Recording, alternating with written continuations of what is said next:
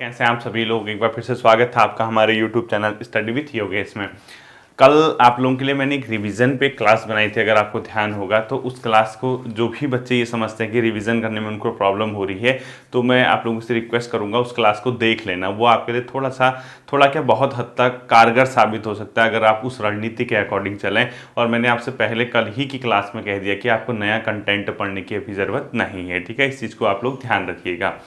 कल क्योंकि हमारा फाउंडेशन क्लास का टाइम था लेकिन फाउंडेशन क्लास नहीं आई, उसकी भरपाई आज हो रही है। यानी वीक में फाउंडेशन क्लास 2 आएंगी ही आएंगी और ये मैं इसको स्किप नहीं कर सकता, क्योंकि अगर आपका जब तक पेपर डेट नहीं आती है तब तक अगर हम हफ्ते में 4 या 5 क्लासेज आपकी क्रैश कोर्स की भी चलाते हैं तब भी आपका सितंबर एंड तक आपका क्लास कंप्लीट हो जाएगा 90 डेज वाला, ठीक है। उसके बाद ही आपके पेपर होने हैं, ये आप सभी जानते हैं। तो इतना बहुत ज़्यादा मतलब आप लोग पैनिक करने की ज़रूरत नहीं कि क्रैश कोर्स कब आएगा, क्रैश कोर्स कब आएगा, वो अपने टाइम पे आ जाएगा। दूसरी बात, ये जो फाउंडेशन क्लासेस हैं, कई बच्चे ये कहते हैं क्या सर हम इसके भी नोट्स बनाएं या ये भी पढ़ें। मैंने आपसे पहले भी कहा है कि ये सिर्फ और सिर्फ न्यू जो ओल्ड स्टूडेंट है उनके लिए एक प्रकार से रिवीजन का काम कर सकता है। आप बैठिए, आपने जो क्लासेस पहले पढ़ी हैं उसके नोट्स सामने रखिए, मुझे सुनिए और सुनने के साथ साथ अपनी कॉपी को देखिए और आपका रिवीजन का एक बहुत बेहतर और कारगर ये क्या हो सकती है, रणनीति साबित हो सकती है। दूसरा, अगर कहीं पे आपको ये लगेगा कि यार नहीं हमने ये चीज़ नहीं पढ़ी है, हम ये पहली बार पढ़ रहे हैं, तो वहाँ पे आप क्या समझ सकते हैं कि उस चीज़ को आपको नोट करना चाहिए, ठीक है। देखिए, मैंने जब आपको बताया था गुप्त काल के समय मध्य हिमालय की क्या कंडीशन थी, गुप्त के बाद क्योंकि आप जैसे हर्ष वगैरह आते हैं, हर्षवर्धन वगैरह सेंटर में, जब हर्षवर्धन का शासन खत्म हो जाता है तो उसके बाद यहाँ पर क्या हुआ, तो आपको हेडिंग डालनी है हर्ष के बाद मध्य हिमालय, यानी हर्षवर्धन के बाद मध्य हिमालय की क्या रणनीति थी, ठीक है। तो लिखो श्री हर्ष के बाद मध्य हिमालय।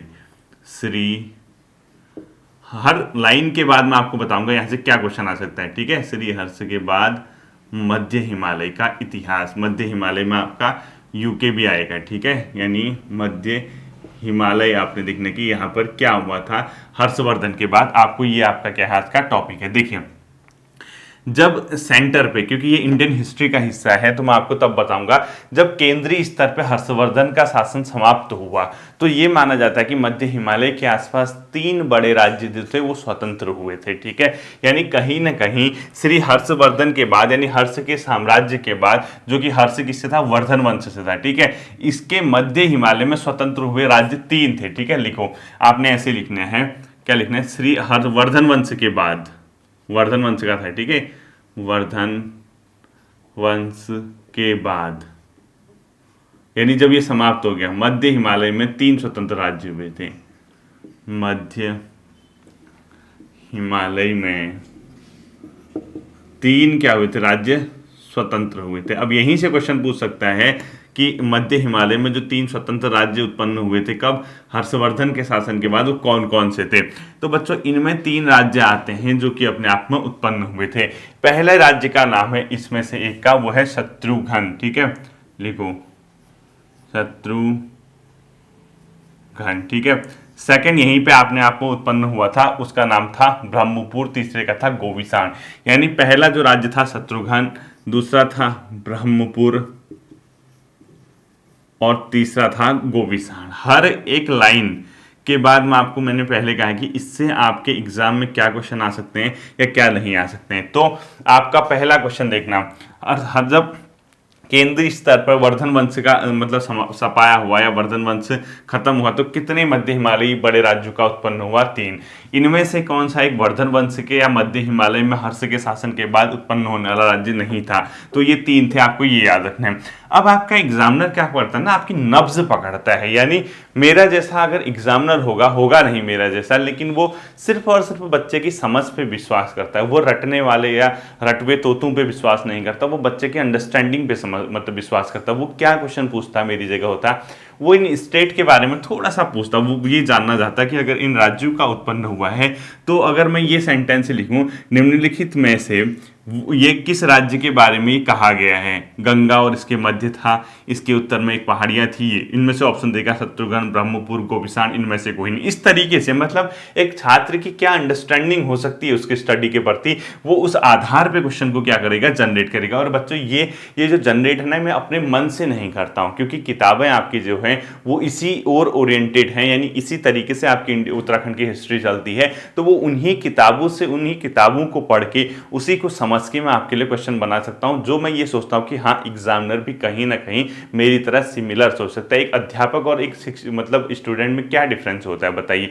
आप भी जानते हैं कि आप भी वही पढ़ लें, मैं भी जानता हूं कि मैं भी वही पढ़ रहा हूं, आप भी ये जानते हैं कि उस चीज में क्या लिखा है, मैं भी जानता हूं, लेकिन मैं क्या करूंगा, आपको बताऊंगा कि उसकी मीनिंग क्या है, उससे क्या पूछा जा सकता है, आपके लिए वो कितना यूजफुल है, आपके एग्जाम में वो क्या काम कर सकता है। यही डिफरेंस होता है, वरना किताबें तो हैं ही, आप भी पढ़ लेते खुद। ठीक है, तो 3 राज्यों का, 3 राज्य उत्पन्न हुए, तो आपको यहीं पे से लिखना है ये जो राज्य था इसके बारे में इसी तरीके से लिखना है। ठीक है, इसके पूर्व में गंगा बहती थी, मध्य में इसके यमुना थी और उत्तर भाग में ऊंचे ऊंचे पर्वत थे। ठीक है, इस तरीके से लिखो, इसके पूर्व में गंगा बहती थी, यानी इसकी पूर्वी जो भाग था वो गंगा से था, मध्य भाग में इसकी यमुना नदी बहती थी, मध्य भाग में क्या बहती थी, यमुना नदी, जबकि इसका जो उत्तरी भाग था यानी उत्तर में क्या थे, ऊंचे ऊंचे पर्वत थे, ऊंचे पर्वत। कहीं ना कहीं एक ऐसा राज्य जिसके पूर्व में गंगा, मध्य में यमुना बहती थी तथा उत्तर में ऊंचे पर्वत थे, वो अपने आप में शत्रुघ्न राज्य था,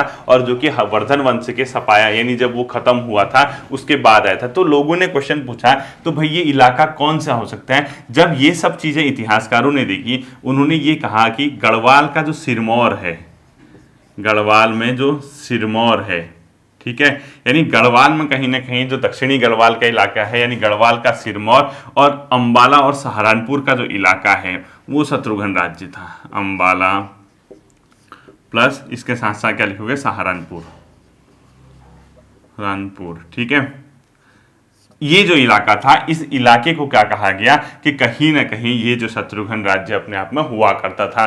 तो इसका मतलब है सिरमौर गढ़वाल का दक्षिणी भाग, तराई का इलाका, अंबाला जो पंजाब वगैरह के इलाके, यानी सहारनपुर यूपी। तो जब आप इंडिया के मैप को देखोगे, पूरा उत्तराखंड ना आके उत्तराखंड का जो गढ़वाल का इलाका है, इसके साथ पंजाब और यूपी का जो इलाका है, संभवतः यह इलाका ऐसा था जो कि अपने आप में शत्रुघ्न राज्य था। अब देखिए, क्या यहां से क्वेश्चन पूछ सकता है कि मध्य हिमालय में 3 कौन कौन से राज्य उत्पन्न हुए थे, उसके बाद इनमें से किस राज्य की पहचान इस रूप में की गई है जिसके पूर्व में गंगा, मध्य में यमुना तथा उत्तर में ऊंचे पर्वत थे। ऑप्शन ऐसे घुमा फिरा के दे सकता है। तो आपको इतना ही इसके बारे में क्या रखना है, ध्यान में रखना है। ठीक है, इसके अलावा बच्चों, इस जो शत्रुघ्न राज्य था, इसकी एकता सुग गांव से की है। कनिंघम इतिहासकार हैं, यानी इसको इस तरीके से लिखो, कनिंघम इतिहासकार ने है। ठीक है, कनिंघम ने इस राज्य की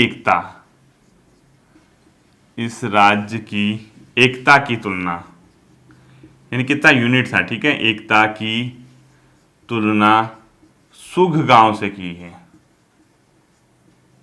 सुघ गांव से की है। ठीक है, यानी आपको यही लिखना है एक सेंटेंस, कनिंघम एक इतिहासकार हैं, उसने इस राज्य की एक तुलना सुघ नाम के एक गांव से की हुई है। ठीक है, क्या पता कभी बहुत टफ लेवल का क्वेश्चन पूछे तो इस तरीके से क्वेश्चन पूछ दे कि किसी इतिहासकार ने शत्रुघ्न राज्य की तुलना सुघ गांव की एकता से की है, या इसमें से कौन सा पूछ सकता है कि कनिंघम ने किस राज्य की तुलना, एकता की तुलना सुघ गांव से की है, तब शत्रुघ्न राज्य। ठीक है, पहला आपका ये हो गया। इसके बाद बच्चों सेकंड आता है ब्रह्मपुर राज्य, यानी ब्रह्मपुर कौन सा राज्य था, कौन यहाँ शासन करता था, आपके लिए ये जानना ज्यादा इंपॉर्टेंट होता है। ठीक है, ब्रह्मपुर राज्य के बारे में बताया गया कि यहाँ पे पौरव लोग शासन करते थे और ये तीनों में सर्वाधिक विस्तार था, इन तीनों राज्यों में इसका सर्वाधिक विस्तार था। तो ऐसा लिखोगे, पहला पॉइंट लिखोगे पौरवों का शासन, पौरवों का शासन। ठीक है, सेकंड पॉइंट लिखोगे तीनों में सबसे ज्यादा विस्तार, तीनों राज्यों में सर्वाधिक विस्तार, सर्वाधिक विस्तार। और लास्ट क्लास में किसी बच्चे ने उसमें कमेंट लिखा था, सर इष्टगण देव ने ही जो है अपना यमुना के तट पे अश्वमेध यज्ञ कराए थे। ऐसा नहीं है, क्या एक ही आदमी करा सकता है, दूसरा नहीं करा सकता क्या अश्वमेध यज्ञ? उसने भी कराया होगा, उसने भी कराया होगा, इसमें इतना टेंशन क्यों लेते हो? तीनों राज्यों में सर्वाधिक विस्तार अगर किसी राज्य का था वो था ब्रह्मपुर का। इसके अलावा ये जो था गंगा से कर्णाली नदी तक फैला था, यानी इसका जो गंगा टू लिखो, गंगा से कर्णाली नदी तक,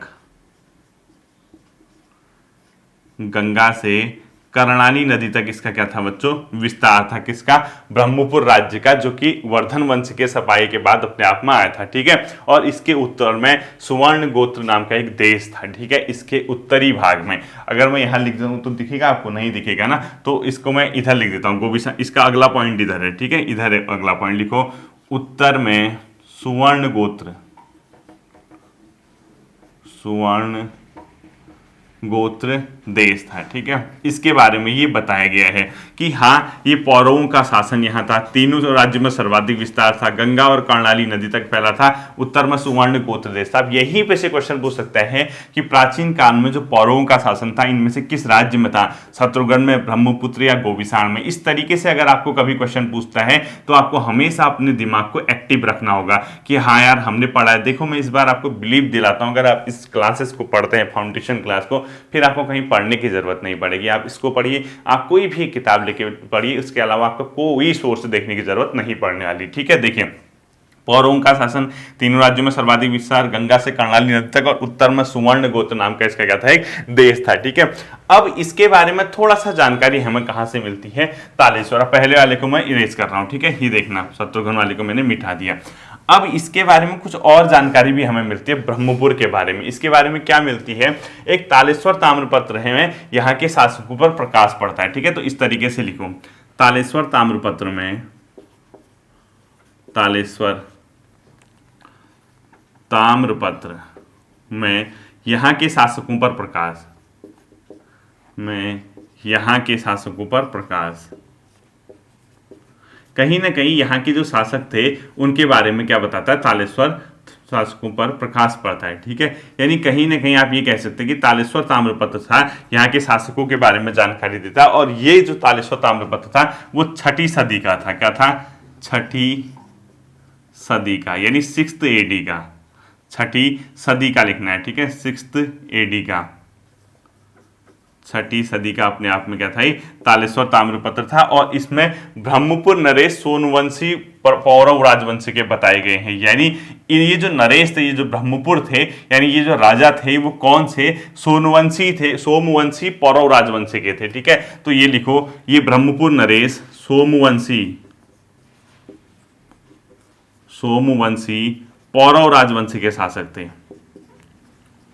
पौरव राजवंश। यानी पौरव जो राजवंश था वो कहां पे शासन करता था, ब्रह्मपुर पे शासन करता था। और 6ठी शताब्दी का तालेश्वर जो ताम्रपत्र है वो हमें इसके बारे में जानकारी देता है। और इनके द्वारा जो शासित प्रदेश था वो कहलाता था पर्वताकार राज्य, जो कि पूर्वी गढ़वाल और कुमाऊं तक फैला था। ठीक है, यानी सोमवंशी पौरव राजवंश जो था इनके द्वारा शासित राज्य, लिखो, सोमवंशी पौरव राजवंश द्वारा शासित राज्य पर्वताकार राज्य कहलाता था, पर्वताकार राज्य। अब कभी ये क्वेश्चन पूछेगा कि इनमें से किन लोगों ने का राज्य शासन जो था पर्वताकार राज्य के रूप में भी जाता था, ब्रह्मपुर शासकों का। ठीक है, पर्वताकार राज्य की जो सीमा बताई गई है वो बताई गई है गढ़वाल से कुमाऊं, यानी जो गढ़वाल का इलाका है और उसके अलावा जो कुमाऊं का इलाका है वहां पर ये पर्वताकार राज्य अपने आप में शासन करता था। यानी आप इसको पूर्वी गढ़वाल से कुमाऊं के कुछ हिस्से तक, ठीक है, पूर्वी गढ़वाल टू कुमाऊं, यानी इस रीजन में इन्होंने क्या किया था बच्चों, शासन किया था। अब यहां पर से क्वेश्चन देखना क्या पूछ सकता है, तीनों में सर्वाधिक विस्तार किसका था, ब्रह्मपुर। ब्रह्मपुर पे कौन शासन करते थे, पौरव राजवंश, जिसको क्या कहा गया, पर्वताकार राज्य। ये कहां फैला था, ये जो तीनों राज्यों में सर्वाधिक विस्तार था, गंगा से कर्णाली नदी तक, उत्तर में सुवर्ण गोत्र नाम का देश था जो तिब्बत के आसपास का इलाका है। ठीक है, और इसकी सीमा पूर्वी गढ़वाल से कुमाऊं बताई गई है। इसके बारे में जानकारी हमें तालेश्वर ताम्रपत्र देता है। यानी किसी भी तरीके से आपसे क्वेश्चन पूछ सकता है कि ब्रह्मपुर के बारे में जानकारी किस ताम्रपत्र से मिलती है, ब्रह्मपुर में कौन सा शासन करता था, और ये जो ये है मतलब सोमवंशी पंवार राजवंश के, अपने पौरव राजवंश के यहाँ पर शासक थे। ठीक है, अब जो है इसमें जो ब्रह्मपुर ताम्रपत्र है, इसी के तहत हमें एक और चीज मिली है बच्चों, वो क्या मिली है, पौरव वंशावली, जिसमें 5 पौरव राजाओं के नामों का क्या मिला है, वर्णालेख मिला है, यानी वर्ण हमें क्या मिला है, मतलब उल्लेख मिला है। तो आपको ये लिखना है कि पौरव राजवंश, ऐसे लिखोगे, मैं बता दूं, ठीक है, इस तरीके से जैसे मैं बताऊंगा वो लिखोगे। जो पौरव राजवंश था, इसमें आपको इस तरीके से अगला पॉइंट लिखना है, पौरव वंशावली, उसी से हमें क्या पता चलती है, पौरव की जो वंशावली थी, पौरव वंशावली, इसमें क्या मिला है हम लोगों को, 5 पौरव राजाओं के नाम मिले हैं। ठीक है, क्या मिले हैं, 5 पौरव राजाओं के नाम, 5 पौरव यानी पर्वतागार, पौरव राजाओं के नाम मिले हैं। ठीक है, 5 पौरव राजाओं के हमें क्या मिला है, नामों का उल्लेख हुआ है। और ये जो 5 पौरव राजा हैं, इनमें आपको याद रखना है, ये 2 ताम्रपत्र के अंदर हैं, मतलब पौरव वंशावली में हमें 2 ताम्रपत्र मिले हैं, एक चीज याद रखना, 2 ताम्रपत्र। और ये 2 ताम्रपत्र जो हैं, एक है आपका द्युति वर्मन का, एक है विष्णु वर्मन का। 2 ताम्रपत्र किस किस के हैं, देखो, एक है द्युति वर्मन का, किसका, द्युति वर्मन का। और जब ये अपने शासन के 5वें वर्ष शासन कर रहा था, तब इसने अपना ये ताम्रपत्र बनवाया था। ठीक है, 5वें वर्ष। और दूसरा जो है वो है अपने आप में किसका, विष्णु वर्मन का। किसका है, विष्णु वर्मन का, विष्णु वर्मन। इस तरीके से भी क्वेश्चन पूछ सकता है कि इनके जो ताम्रपत्र हैं वो ये 28वें वर्ष का है। ठीक है, इस तरीके से भी क्वेश्चन पूछ सकता है कि इनके जो ताम्रपत्र हैं वो किस सदी के हैं या कब के मिले हैं। 2 ताम्रपत्र मिले हैं जिसमें द्युति वर्मन और विष्णु वर्मन है। और ये जो 6ठी और 7वीं शताब्दी, यानी इनका जो शासन था, पौरव वंश का जो शासन था, ऐसा बताया था कि 6th to 7th AD, यानी सदी 6ठी से 7वीं शताब्दी में इनका शासन रहा होगा। और पौरव वंशावली में 2 ताम्रपत्र मिले हैं जिनके बारे में इनकी कुछ जानकारी मिलती है। एक है द्युति वर्मन का, दूसरा है विष्णु वर्मन का। द्युति वर्मन और विष्णु वर्मन के जो ताम्रपत्र हैं, टोटल मिला के हमें जो पौरव वंशावली है उसमें 5 पौरव राजाओं के नाम मिलते हैं, उसके नाम आपको याद रखने हैं। ठीक है, पहला लिखो, 5 पौरव राजवंश के नाम लिखोगे, इधर लिख रहा हूं। ठीक है, इस तरीके से लिख रहा हूं। पहला शासक का नाम लिखना आपका विष्णु वर्मन। क्या लिखोगे, विष्णु वर्मन। कौन कौन से शासकों के नाम प्राप्त हुए हैं, किसका नहीं प्राप्त हुआ है। सेकंड, अगर आपको इसमें नाम लिखना है, वृषवर्मन लिखोगे। क्या लिखोगे, वृषवर्मन। ठीक है, थर्ड, यहां पर आप लोग अगर अपना नाम लिखोगे वो लिखोगे अग्निवर्मन। नेक्स्ट लिखोगे द्युति वर्मन। ठीक है, क्या लिखोगे, अग्निवर्मन। फोर्थ लिखोगे द्युति वर्मन। ठीक है, और फिफ्थ जो आपका इसमें शासक का आता है, जैसे विष्णु वर्मन, वृषवर्मन, और विष्णु वर्मन उसका सेकंड। ठीक है, यानी फिफ्थ कौन है, विष्णु वर्मन सेकंड,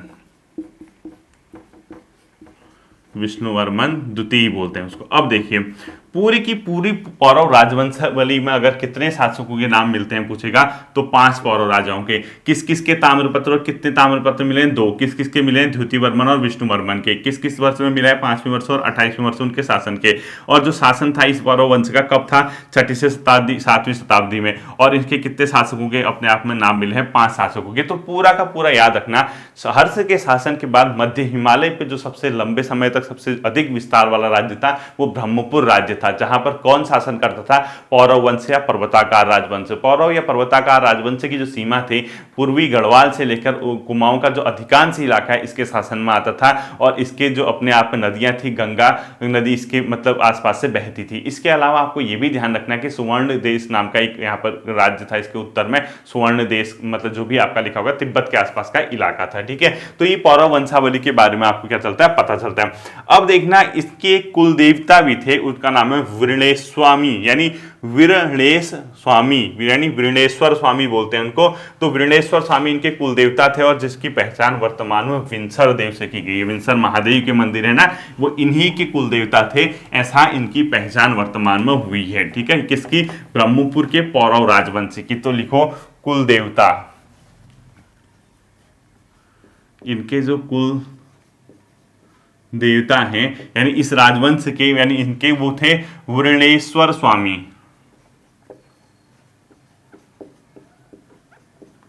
वृणेश्वर स्वामी, जिसकी वर्तमान जो पहचान की गई है अपने आप में, वो किस रूप में की गई है, वर्तमान विंसर लिखो, वर्तमान में विंसर महादेव से। ठीक है, वर्तमान विंसर से इनकी क्या की गई है, पहचान की गई है। और इन्हीं को बोला जाता है नागेश्वर शिव। क्या बोला जाता है इनको? नागेश्वर शिव।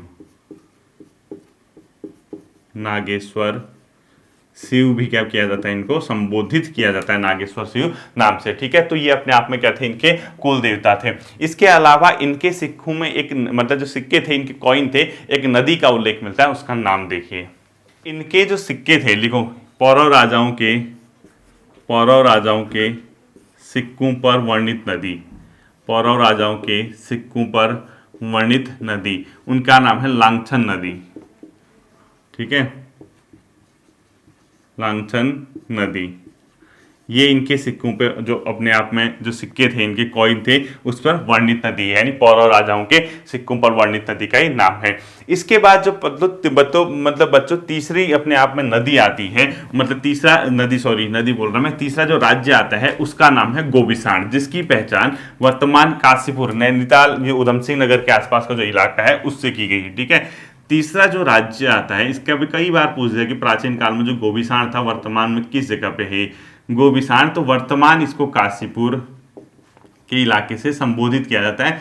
कुछ लोग इसको ये मानते हैं इतिहासकार कि रामपुर का इलाका, पीलीभीत का इलाका भी इसके अंतर्गत शामिल था। ठीक है, कनिंघम के अनुसार, ठीक है, कनिंघम जो इतिहासकार है उसने क्या कहा, इस जो गोबिसाण है ये पूर्व में शारदा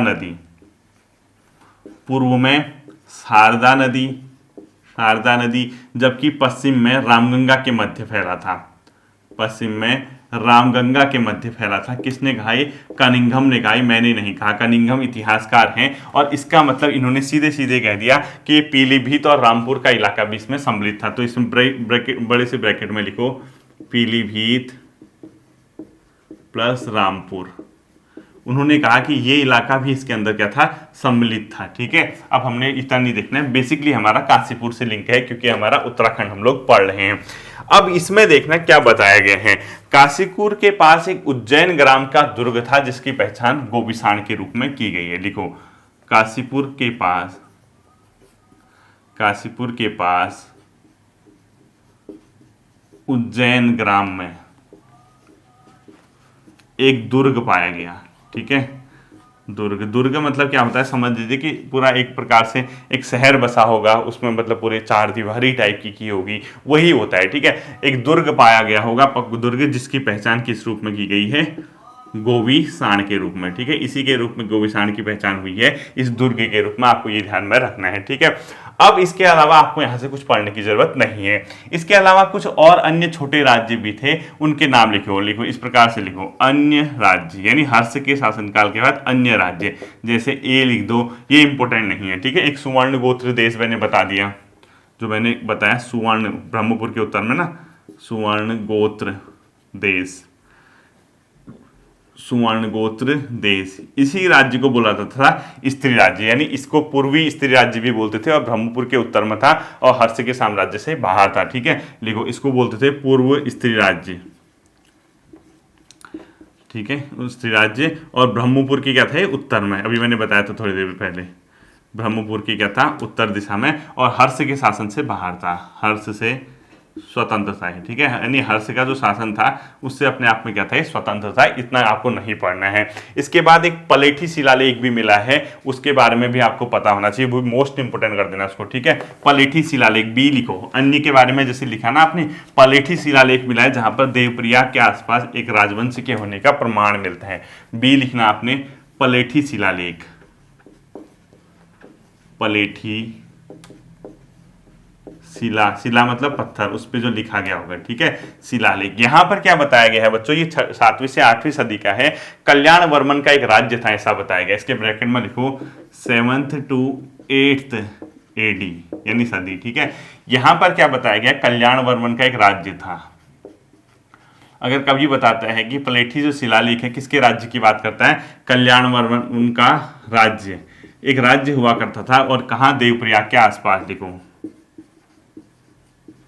देवप्रयाग के आसपास एक राज्य हुआ करता था जिसका नाम अपने आप में क्या था, कल्याण वर्मन का राज्य, जो कि पलेठी शिलालेख से इसकी क्या मिलती है, हमें जानकारी मिलती है, ठीक है। और गंगा, और इसके बाद आपको जो यहाँ पर देखना है वो बहुत ज्यादा नहीं है, कई राज्यों की बात हुई है वहां पे, जैसे आप लोग मतलब ये कहा गया है कि इतिहासकारों ने कि इस जगह पे अन्य भी कुछ राज्य थे, जैसे कई लोग पवार वंश जो कनकपाल, भानु प्रताप, इनकी बात करते हैं, उत्तर क्षेत्र में भोटांतिक प्रदेश की बात करते हैं। इसके अलावा आप लोग देखोगे तो वो जो है वो हमारा जैसे कार्तिकीपुर वगैरह वो हम नहीं पढ़ेंगे, क्योंकि वो पढ़ने से कोई फायदा नहीं है।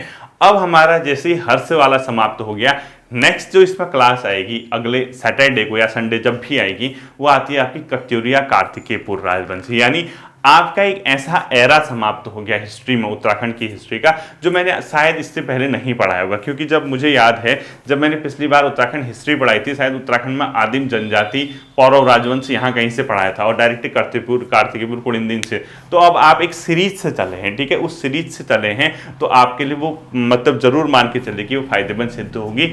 होपफुली ये चीज़ें आपकी समझ आई होंगी। एक बार इसको याद रखना, मतलब कोशिश करना इसको रिवीजन करने की, इसको अच्छे से आप लोग क्या कर जाएंगे, पढ़ के जाएंगे।